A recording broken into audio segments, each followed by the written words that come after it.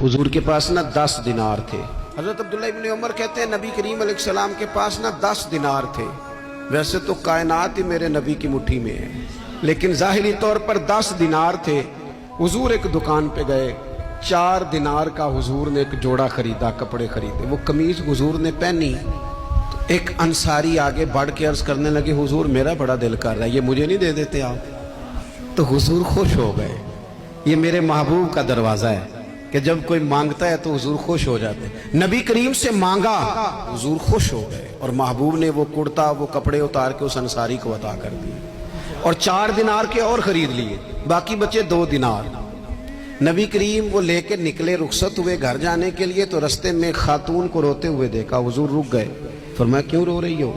अर्ज करने लगी, या रसूल अल्लाह मैं फला आदमी की कनीज हूँ, नौकरानी हूँ, उसने आटा लेने भेजा था 2 दिनार का, वो 2 दिनार गुम हो गए।